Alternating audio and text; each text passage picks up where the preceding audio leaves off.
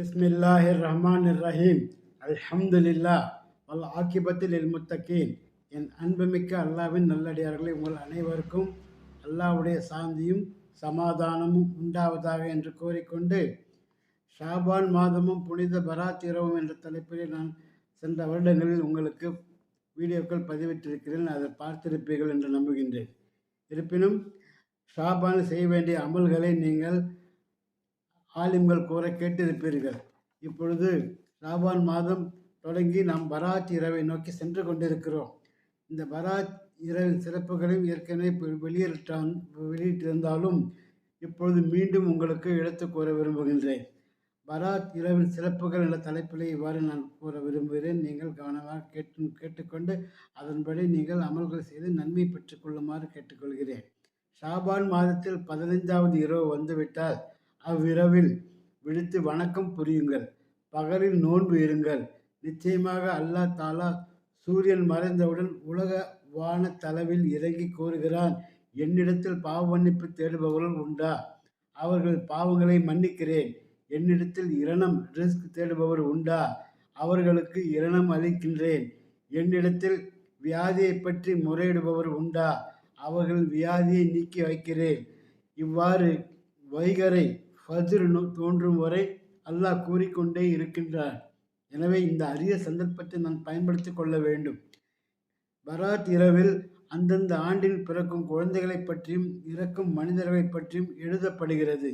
அடியார்களின் அமல்கள் அல்லாவின் சமூகம் உயர்த்தப்படுகின்றன. அடியார்களுடைய இரணம் இறக்கி வைக்கப்படுகிறது. மேலும் பராத் இரவில் இணை வைப்பவன், காஃபிர், குறிப்பார்ப்பவன், சூனியம் செய்பவன், விபச்சாரர்கள், குடிகாரன், வட்டி வாங்குபவன், தாய் தந்தைக்கு மாறு செய்பவன், இன பந்துக்களை முறித்து வாழ்பவன் ஆகியோரை தவிர அனைத்து அடியார்களின் பாவங்களையும் அல்லாஹ் மன்னிக்கின்றான். இதை மீண்டும் ஒருவரை நன்றாக காது கொடுத்து கேளுங்கள். இங்கே குறிப்பிடப்பட்ட மனிதர்களுக்கு பாவ மன்னிப்பு என்பது இல்லை. அவர்கள் யார் யார் என்பதை நான் மீண்டும் கூறுகிறேன். இணை வைப்பவன், காஃபிர், குறிப்பார்ப்பவன், சூனியம் செய்பவன், விபச்சாரம் செய்பவர்கள், குடிகாரன், வட்டி வாங்குபவன், தாய் தந்தைக்கு மாறு செய்பவன், இனபந்துக்களை முறித்து வாழ்பவன். இது முக்கியமாக நீங்கள் கவனிக்க வேண்டிய விஷயம். ஆகியோரை தவிர அனைத்து அடியார்களின் பாவங்களையும் அல்லாஹ் மன்னிக்கின்றான். இவ்வாறு எம்பெருமான ஸல்லல்லாஹு அலைஹி வஸல்லம் அவர்கள் அறிவித்திருக்கிறார்கள். மேலும் புனித பராத் இரவில் ஆற்ற வேண்டிய அமல்கள் என்னவென்றால், பராத் இரவு அன்று மகரிப் தொழுகைக்கு பின் யாசின் ஓதுங்கள். முதலாவது யாசின் ஓதியவுடன் நோயற்ற நீண்ட ஆயுளுக்காக அல்லாவிடம் துவா செய்து கொள்ளுங்கள். இரண்டாவது யாசின் ஓதியவுடன் பலா முசீபத்துகளை நீங்குவதற்காக துவா செய்து கொள்ளுங்கள். மூன்றாவது யாசின் ஓதியவுடன் மனிதர்களிடம் தேவையானதை அகற்றி குறைவில்லா செல்வத்திற்காக, ரிஸ்கிற்காக அல்லாவிடம் துவா செய்து கொள்ளுங்கள் என்று பெருமானார் ஸல்லல்லாஹு அலைஹி வஸல்லம் அவர்கள் கூறியிருக்கிறார்கள். பெருமானார் ஸல்லல்லாஹு அலைஹி வஸல்லம் வழியில் சுன்னத்தான 3 அமல்கள். பராத் இரவில் கபிரிஸ்தான் மன்னரைகளுக்கு சென்று இறந்தவர்களுக்காக துவா செய்யுங்கள். பாவ மன்னிப்பு கோருங்கள். தான தர்மங்கள் புரிந்து அதன் நன்மையினை இறந்தவர்களுக்கு எத்தி வையுங்கள். பராத் இரவில் தனிமையாகவோ 4 பேர்களுடன் சேர்ந்தோ இபாதத்தில் ஈடுபட வேண்டும். நஃபீலான பல தொழுகைகள் உண்டு. எனினும் தஸ்பீ நஃபில் தொழுவது அனைத்திலும் சிறப்புடையது என்பதை நீங்கள் நன்றாக உணர்ந்து கொள்ளுங்கள். அன்று பகல் நோன்பு நோற்றல். பராத் இரவில் தொழுகை விவரங்கள் என்னவென்றால், மகரிப் தொழுகைக்கு பின் 4 சலாமை கொண்டு 8 ரக்காத் நஃபில் தொழுங்கள். ஒவ்வொரு ரக்காயத்திலும் அல்ஹம்து சூராவுக்கு பின் குல்ஹு அல்லாவது சூறாவை 5 தடவை ஓதுங்கள். இத்தொழுகையினால் பாவங்கள் மன்னிக்கப்படுகின்றன. ஒரே சலாமை கொண்டு 4 ரக்காத் நஃபில் தொழுங்கள். ஒவ்வொரு ரக்காயத்திலும் அல்ஹம்து சூறாவுக்கு பின் குல்ஹு அல்லாஹு 50 தடவைகள் ஓதுங்கள். இத்தொழுகையினால் மனிதன் அன்று பிறந்த பாலகனை போன்று பாவமற்றவனாக மாறிவிடுகிறார். மேலும் ஒரு சலாமை கொண்டு 2 ரக்காத் நஃபில் தொழுங்கள். ஒவ்வொரு ரக்காயத்திலும் அல்ஹம்து சூறாவுக்கு பின் ஆயத்துல் குர்சி ஒரு தடவையும், குல்ஹு அல்லாஹு 15 தடவையும் ஓதுங்கள். தொழுகை முடிந்தவுடன் 100 தடவை சலவாத் ஓதுங்கள். ரிஸ்கில் விருத்தி உண்டாகும், மன அமைதி கிட்டும், கவலை நீங்கும் என்கிறார்கள். எனவே ரிஸ்க் அதிகரிக்க வேண்டும் என்பவர்கள் இங்கு கூறியவாறு நீங்கள் தொழுகையை நடத்தி நஃபில் தொழுகை செய்து கொள்ளுங்கள். மேலும் 7 சலாமை கொண்டு 14 ரக்கைத் நஃபில் தொழுங்கள். ஒவ்வொரு ரக்காயத்திலும் அல்ஹம்துக்கு பின் எந்த சூறாவை வேண்டுமானாலும் ஓதுங்கள். தொழுது முடிந்த பின் 100 தடவை ஸலவாத் ஓதி துஆ கேட்டால் துஆ ஒப்புக்கொள்ளப்படும்.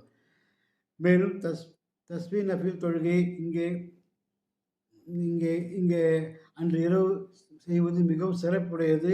அதை எவ்வாறு ஓத வேண்டும் என்பது, எவ்வாறு தொழ வேண்டும் என்பதில் இங்கே கூறுகிறேன். தக்பீர் கட்டி சனா ஓதிய பின் சுப்ஹானல்லாஹி வல்ஹம்துலில்லாஹி வலா இலாஹ இல்லல்லாஹு வல்லாஹு அக்பர். அல்லாஹ் மிக தூய்மையானவன், அன்றி புகழ் அனைத்தும் அல்லாஹ்வுக்கு உரியனவையாகும். அல்லாஹ்வைத் தவிர வணக்கத்துக்குரியவன் வேறு எவனும் இல்லை. மேலும் அல்லாஹ் மிக பெரியவன் என்று 15 தடவை ஓதவும். பிறகு அவுது பிஸ்மி அல்ஹம்து தெரிந்த சூறாவாக ஓதிய பின் 10 தடவை மேற்கூறிய தஸ்பீயை மீண்டும் ஓதவும். பின் ருக்குவுக்கு போய் வழக்கமாக ஓதுகிற சுபானல்லாஹி ரப்பில் அலீம் என்று 3 முறை ஓதிய பின் 10 முறை தஸ்பீ ஓதி நிலைக்கு வந்தவுடன் ரப்பனா லக்கல் ஹம்து சொன்னவுடன் 10 முறை தஸ்பீ சொல்லவும். பின் சஜிதாவில் போய் சுபான ரப்பில் அலா 3 முறை ஓதிய பின் 10 முறை தஸ்பீ ஓதவும். சிறு இருப்பில் 10 முறை தஸ்பீன் ஓதவும். இரண்டாவது சஜிதாவில் சுபான ரப்பில் அலா 3 முறை ஓதிய பின் 10 முறை தஸ்பீ ஓதவும். இத்தொழுகை ஒரு நாளைக்கு ஒரு தடவை, ஏழாவிடில் வாரத்தில் ஒரு தடவை, ஏழாவிடில் மாதத்தில் ஒரு தடவை, ஏழாவிடில் வருஷத்துக்கு ஒரு தடவை, அதற்கும் ஏழாவிடில் வாழ்க்கையில் ஒரு தடவையாவது தொழுவது சிறப்பு ஆகும். லைலத்துல் மேராஜ், லைலத்துல் பராத், லைலத்துல் கதிர் ஆகிய இரவுகளில் தொழுது பலனடைய முயலுங்கள். இவ்வாறு அந்த 300 தடவை ஓதும் ஒவ்வொரு நீங்கள் இந்த சுப்ஹானல்லாஹி வல்ஹம்துலில்லாஹி வலா இலாஹ இல்லல்லாஹு வல்லாஹு அக்பர் என்ற தஸ்பீஹை நீங்கள் ஒரு 300 முறை வரும்.